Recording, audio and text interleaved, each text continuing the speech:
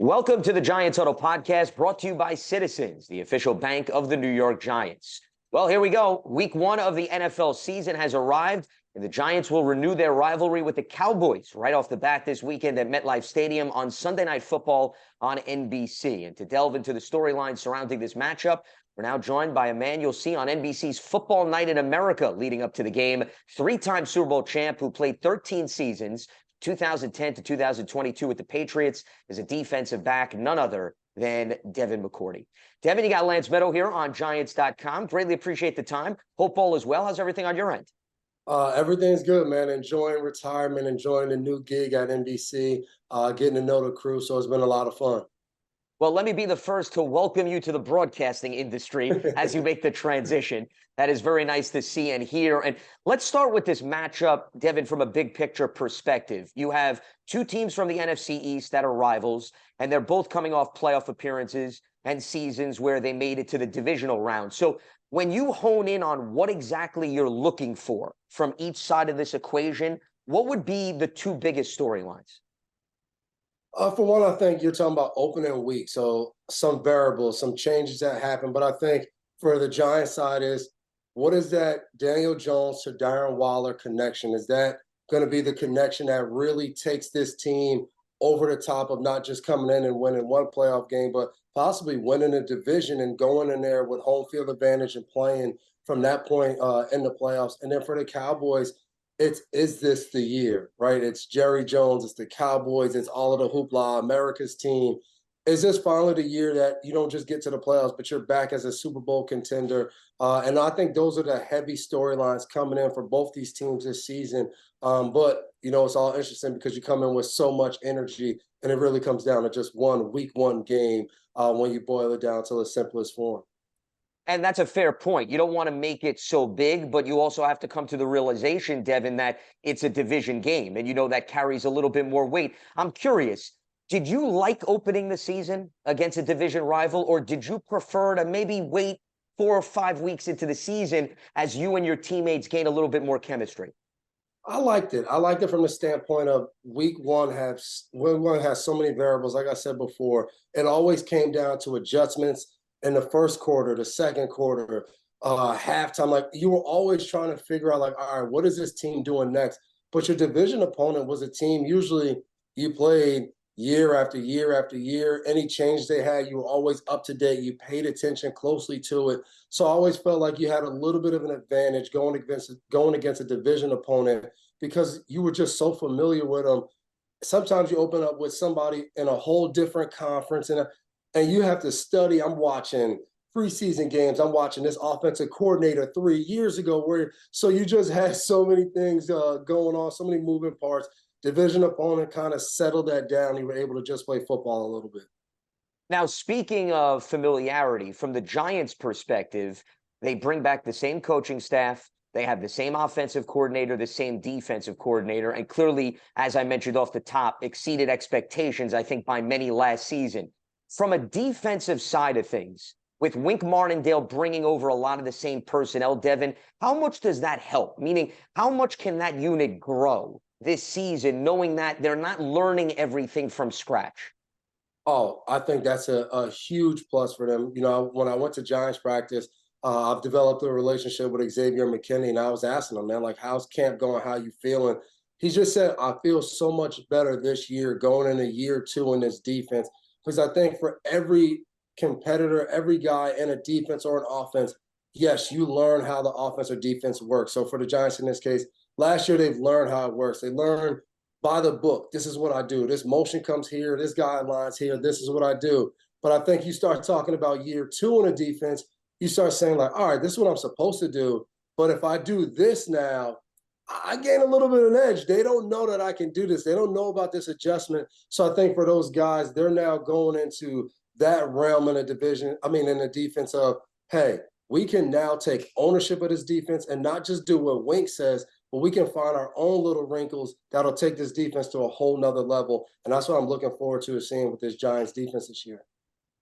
Speaking of new wrinkles, interestingly, the Giants are probably going to showcase at least two rookie corners right off the bat with Deonte Banks and Trey Hawkins. And I want to bring your own personal experience into play because when you get drafted by the Patriots, you started all 16 games, Devin, as a rookie. And for individuals that don't realize, you started at corner before you moved to safety. So what is it going to be like for guys like Deonte Banks and Trey Hawkins? You know, they got to deal with Brandon Cooks and CeeDee Lamb and Michael Gallup, three premier wide receivers. What should they expect come out of the gates here in week one? How fun is this, though, week one? You got Trayvon Diggs and Stephon Gilmore. Gilmore's a defensive player of the year type of guy. Diggs had 11 interceptions, and you just have these two rookies. And what I love about rookies, especially in the secondary, and I say this, and this is no disrespect to coaches, but when you're rookies playing, you don't have anybody messing up what you already do well. When you're a rookie playing, it means you've come out in training camp and you've proven that you can compete in the NFL. You've done it day in and day out because that's the only way coaches feel comfortable throwing rookies against some of these top receivers like you just mentioned. And usually the coaches don't have enough time to just say, don't do this, do that, don't. And so those guys just go out there and play free. They play loose. And I think that's what you're going to see. I think you're going to see two guys who have nothing to lose. I remember my first start was against Terrell Owens and Ocho Cinco. I was out there like, man, this is being a child and getting thrown out there with guys that are your heroes, guys you look up to. And I think these two guys are going to do that. And I've talked to one of the front office guys in New York when I was at practice. I said, you guys about to start two corners week one?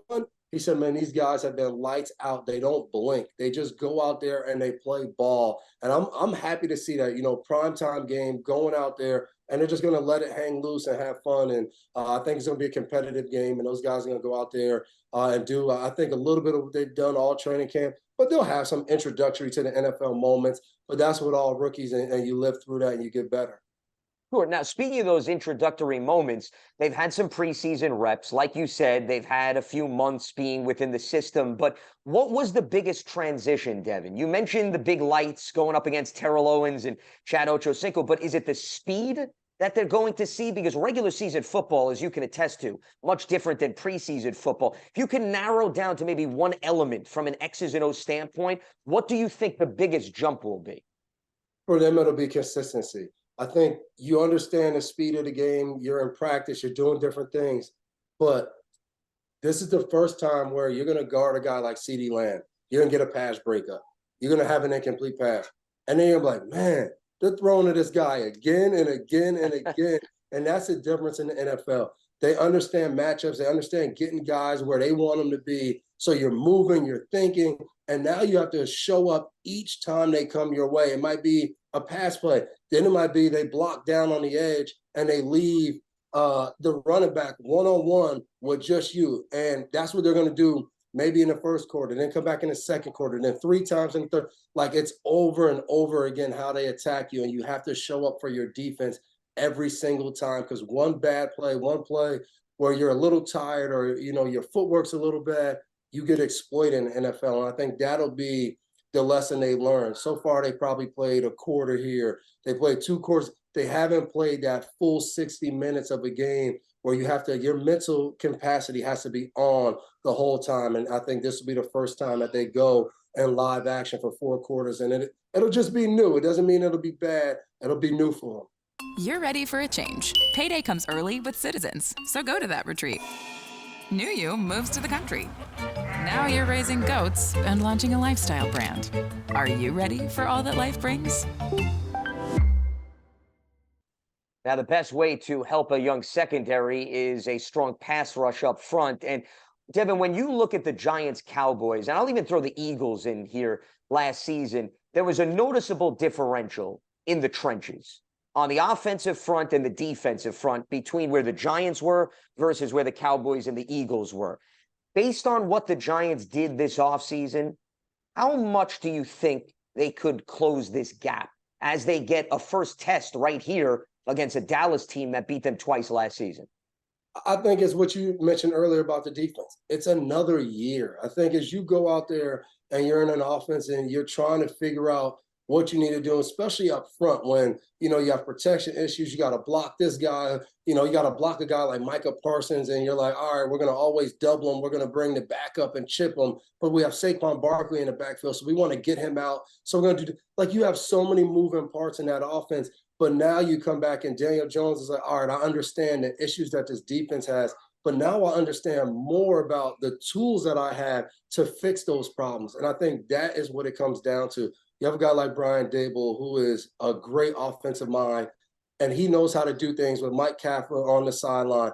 But how do you translate that to not just the coaches knowing it, but the players fully understanding and knowing? And I think that's what the Giants will have in this next season of every guy will know how to fix problems, and they'll start to be thinking alike of Daniel Jones is going to make a check, but Thomas already knows. And like those are the things that they're going to have, and Waller's going to know now as he gets up to speed. And I think that's the key to having those guys, the 5 guys up front, plus the tight ends and the running backs, how they figure into that. You need to have all those guys on the same page, and I think that's what they're going to have this year that they just didn't have as much last year. We're talking with Devin McCourty, who you could see on Sunday Night Football on NBC this weekend as the Giants open up against the Cowboys at MetLife Stadium. Former Patriots defensive back, 3-time Super Bowl champ. As the Huddle is brought to you by Citizens, the official bank of the New York Giants. From game day to every day, Citizens is made ready for Giants fans with insights, guidance, and solutions. Learn more at citizensbank.com. You brought up Brian Daboll. Well, you crossed paths with him, Devin, for a few seasons in New England when he was the tight ends coach. And now you've seen what he's done with the Giants from afar. I'm sure you had some level of interaction when you were on the Patriots roster. What jumped out to you when he was an assistant, and how impressed are you with what he's been able to do so quickly with this Giants organization? You know, it sounds crazy, but my time at Rutgers in college, and, I developed some relationships with, some of the beat reporters for the Giants, and they reached out to me and they were like, what are we getting here? How's this going to work out? We just reached out to you 2 years ago when we got Joe Judge, and now we got another guy with a New England pass. How's this going to be? And I told those guys, I said, Dave is a guy who he is himself. He doesn't care really about anything else going on. I remember we had a blue-white scrimmage in New England, and, Josh McDaniels was one offensive coordinator, and Daboll was the other. And I was on Daboll's team, and I'm playing safety, and Daboll gets me, Jamie Collins, and he's like, hey, you guys are going to come on offense. And he puts this whole trick play together that we're going to go do. And, that was his attitude. And one-on-ones when he was a tight end coach, he's talking trash to us. He's cracking jokes walking off the field. And I love that he brought that. He didn't change. He said, you know what? This is who I am. When I'm an assistant coach, I'm laughing. I'm joking with the guys. I'm having a good time. I'm not going to change that. I know my role is going to change a little bit as a head coach, but I'm still going to have fun. So that practice I went to Fridays, he has a DJ come in. They're having fun, taco truck outside. And I think that's the culture and the atmosphere he's brought to the Giants. It's like, we're going to work hard. And I think that's a little bit of his New England background and other places he's been, Alabama and Buffalo. We're going to work hard. But outside of that, I'm a guy who likes to have fun. We're going to have fun here. You guys are going to be grown men. Do your own responsibilities. Do what you need to do. But let's have fun and win. And I think he's building a pretty special culture there in New York. And you see the guys, they want to be there. They're having fun. And I think that leads to more and more wins as he gets more time in New York. Well, DJ check, taco truck check. That already has been apparent in terms of Giants practices. So he's definitely carrying over some New England traditions from that standpoint. You brought up Mike Kafka and Darren Waller. And I want to go there, Devin, because I'm not saying it's identical, but it goes to show you Daboll's creativeness and bringing other voices into the mix. But Kafka comes over from a Kansas City team where you had Travis Kelce as the main guy, surrounded by smaller wide receivers, but a lot of speed, a lot of elusiveness. And you look at this Giants roster right now, you have Darren Waller, maybe in that Travis Kelce role, and you have smaller but very versatile wide receivers. Once again, I'm not saying it's the New York Chiefs, but how much of a similarity do you perhaps notice that maybe they are trying to duplicate with the personnel they have a little bit of what the Chiefs ran? Yeah, man, I always say this. You know what you know. You don't try to go somewhere new and, reinvent the wheel. Mike Kafka spent time on Kansas City with Andy Reid. There's no better person to learn from than Andy Reid when you're talking about offense. So I think what they're doing is they're building their weapons. All right, this is what we have. We have Darren Waller, who's a speedy, fast tight end, probably the fastest tight end in football. I've covered the guy. He's blazing in that middle. But then you also have an onslaught of receivers that all do different things. And I think that's what they're going to use. yeah, we got guys. We got a guy like Slayton who's going to stretch the field vertically, and we're going to get him the ball. We're going to get Sterling Shepard back going, get him going underneath, catch and run, and then we're going to use Waller inside at tight end, spread him out wide as receivers, to say. And I think they're going to mix it up. And then the guy that you're not talking about, Saquon Barkley, is also another receiver in that. And I think Kafka is going to start to even do more of it of, hey, we're going to be so versatile and do so many different things that when you game plan us as a defense, you don't know which game plan we're going to attack you with. I think what he learned probably most about Andy Reid is going to be the adjustments. You might do well against us in the first half and take away some of the things that we thought we were going to do today. But now we're going to reel and bring out all of the other weapons we have in the second half, and we're going to exploit what you did in the first half. And I think that's what I'm anxious to see from this offense. Now that you have more guys that you can use in different ways, how do you not just develop a great game plan going into the game, but how do you get to your kind of secondary and third game plan within the game to show, hey, we can win multiple ways?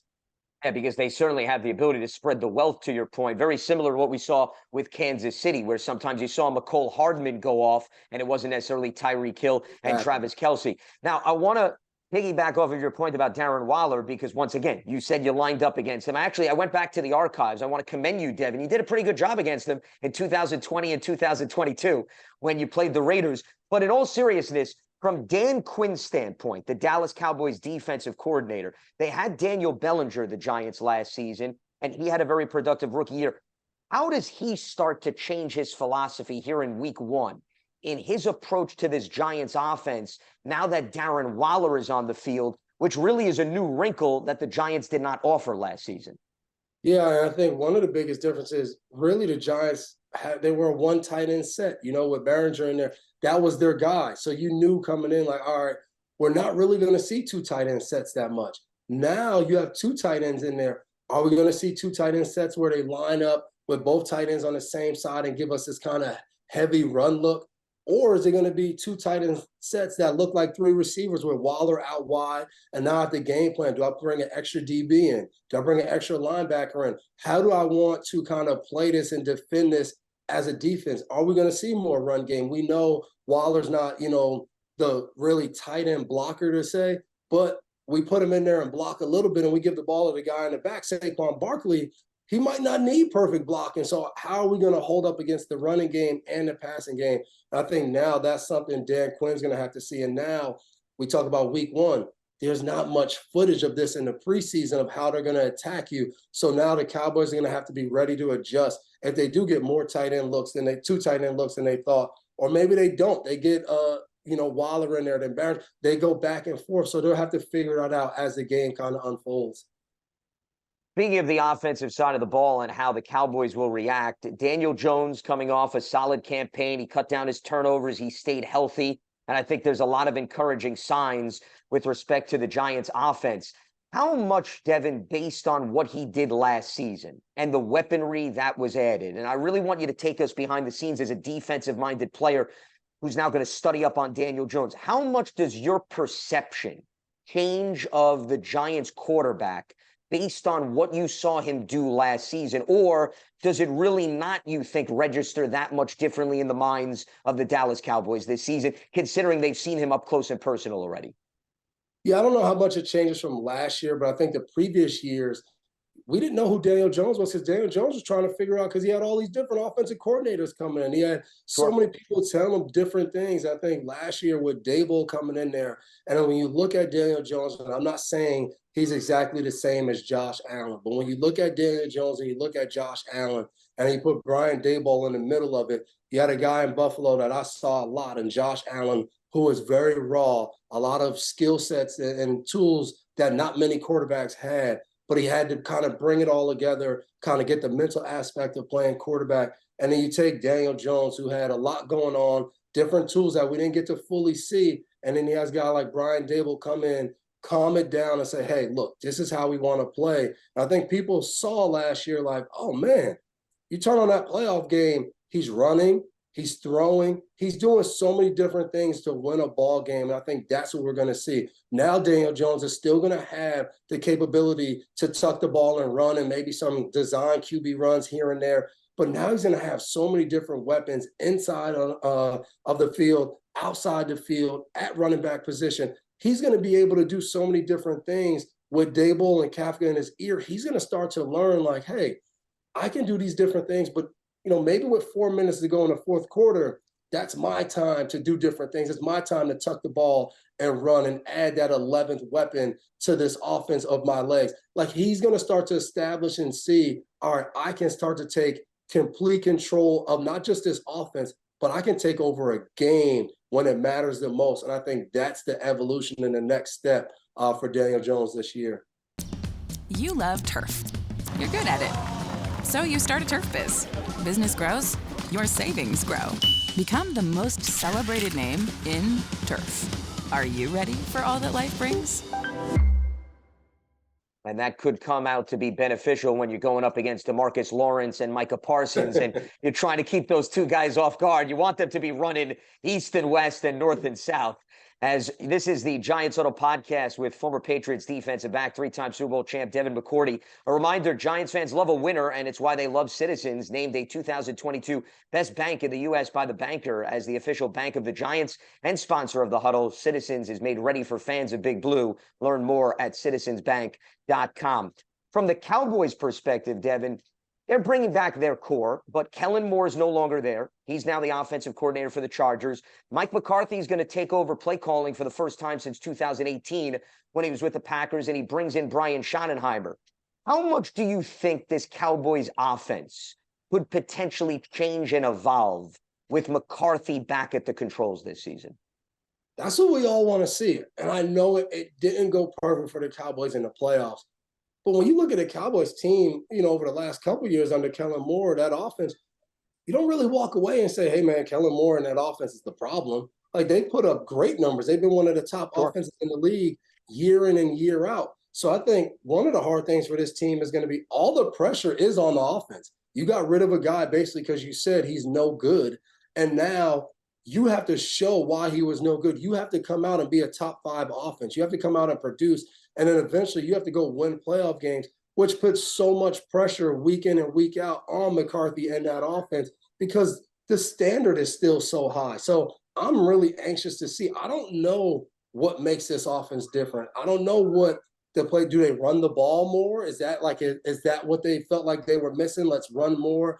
But like Pollard probably won't be out there a ton to start the season. So now you're trying to figure out, all right, do we want to give the ball more to somebody that's going to be new in there playing for us, or do we want the ball in Dak Prescott's hand and say, hey, we want you to go win the game? So, like, that's what I want to figure out about this offense because there's defense, like you said. They bring a lot of guys back. They should kind of hit the ground running, especially adding a guy like Gilmore on the other side of Diggs. They should really go and really lead this team.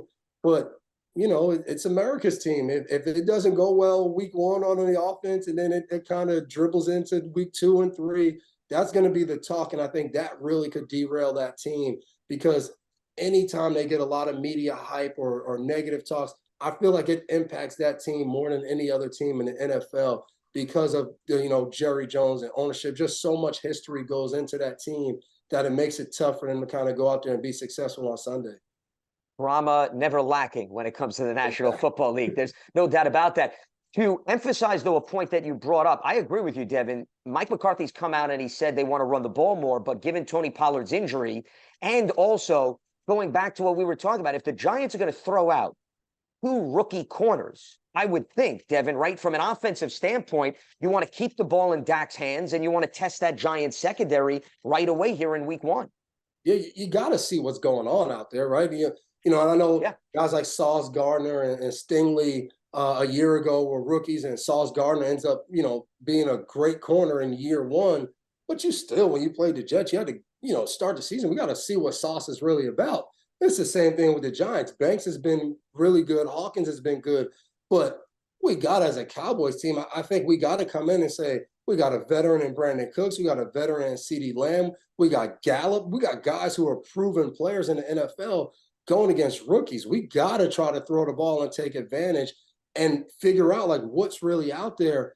But also, if we're going to say Kellen Moore didn't run the ball enough, we can't just come out and just throw the ball and then let the Giants pin their ears back and send Simmons out, their new toy, off the edge and, the pressure and Dak. So I think it's going to be a mix. But again, it goes back to, is that mix going to be the perfect solution to fix whatever you felt was the problem last year without your star running back out there? Like, I have trouble saying, we're going to come in a game and hand the ball off, 20 to 25 times, but our star guy's not going to be out there. And, we both could be wrong. And, I don't know if it's Deuce Vaughn or somebody else on that roster can step in at running back and we'd be like, wow, they had another guy. We didn't know he's a star and he's going to really produce for them this year.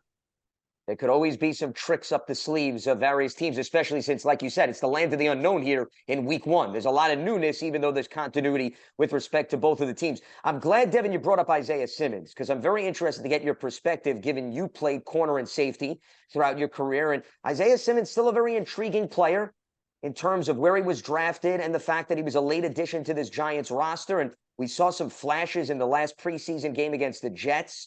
What do you think is his ideal fit and how the Giants perhaps could tap into his skill set this season? Yeah, I think the Giants are going to take some time figuring that out. I think the coaching staff, Wink Martindale, they're going to figure out, all right, what does this guy do well right now? We don't want him to try to learn everything in 2 weeks that guys have been learning since April. No, we want to figure out what he does well, and whether you want to call it a package or put him in certain situations, play to that to start. Let's get to know him. Let's see where he feels more comfortable. But I think ultimately around the ball is where we're going to see him. Maybe it's, that kind of outside linebacker / DN role where he can come off the edge. He can set an edge. He can drop back sometimes and coverage where you don't know if he's coming or not. I think ultimately that's where he ends up. He's just such a special kind of athlete that, like, you don't watch guys and say, hey, he's going to be on the edge of the line of scrimmage. Oh, no, then we're going to put him back 15 yards at free safety. Like, that's unheard of. But ultimately, I just don't think you want to see a guy that has his kind of talent 15 yards deep every play at free safety like he was playing in Arizona. And I know he might like that because he does have unbelievable talents and skills to be back there, and he's probably seeing the whole field, and he loves that. But I just think he won't be involved in enough plays all the way back there. He's a guy, because he's so big, strong, and fast, that you want to see him making plays even when they hand the ball off, even when they drop back to pass. Like, you don't want him to be impacted that they can just stay away from him and throw to the edges. You want him in the mix, but I think the Giants will take their time figuring out exactly where they think he can be the most productive player he can possibly be. And I think probably around week 4 and 5, we'll probably see an uptick in maybe his plays and what he can do compared to the early weeks in the season. Devin, before I let you go, I want to look at this NFC East division from a big picture perspective. We had 3 teams make the playoffs last season. The turnover rate in the NFL is unreal. My favorite statistic is 7 new playoff teams punched their ticket each of the last 3 seasons in the NFL. So it's unlikely we're going to get the same 14 teams back in the thick of things. But there is a lot of depth in this division. Even the Washington Commanders with Sam Howell and Eric Bieniemy are a bit intriguing. How would you best assess going into week 1 how this division may play out? And do you think there's going to be as much substance as we saw in 2022? I don't. I think you look at the NFC East and the AFC East, they're playing each other this year. Those are probably 2 of the better divisions in football. Sure. I think both those divisions are going to beat up on each other. And I think last year, kind of for each team, you figure, all right, when we play the Commanders, we should win that game. Not this year. Like, this team, I think the Commanders will ruin the playoff chances of those other 3 teams in the division, because I think they're going to have a chance to split with at least 2 out of those 3 teams in the division because they are better. Sam Howell looks better. I think with Bieniemy coming, I think not only what he brings from an offensive mindset, the confidence it instills on that offense going out there, taking the field like, hey, we got a guy behind us that knows what he's doing. He's going to get us better. So I think those 4 teams, they're going to have fun. They're going to be really good. But I think you're going to see one of those teams have a really good record, probably over 10 wins, 10, 11 wins, and maybe still not make the playoffs, which is kind of crazy to think about. But I think the parity in the NFL right now overall is so good that we're going to see good teams that some would consider contenders not make the playoffs. I think it's the same thing in the AFC North. Like, not all those teams can make the playoffs, but I would say Baltimore, Pittsburgh, Cincinnati, Cleveland, if Deshaun Watson is the Deshaun Watson of old, like, we're talking about good football teams might not make the playoffs, and I think that's going to happen even in this division in NFC East. Yeah, I think that's a great point, and I'm with you. Washington may not make the playoffs, but could very well put its stamp on the division and determine who perhaps survives this gauntlet of teams. He is Devin McCourty. You could see him on Football Night in America, Sunday Night Football, Week 1, Giants-Cowboys coming your way this weekend at MetLife Stadium. As just like the rookie corners on the Giants, Devin makes his transition to the broadcasting community. Well, Devin, this was a lot of fun. Can't thank you enough. Appreciate the time and the insight. Best of luck on the broadcast team this year, and I look forward to talking down the road. No problem, man. Hopefully, Week 1, I got my hometown picks. I'm a guy from New York originally. I told Daboll he needs to show me some so I could pick the Giants Week 1 over the Cowboys. No pressure, despite the New Jersey ties, as you get ready for Week 1. Devin McCourty with us here on the Giants Huddle podcast. You can catch it on Giants.com, the mobile app, and your favorite podcast platforms.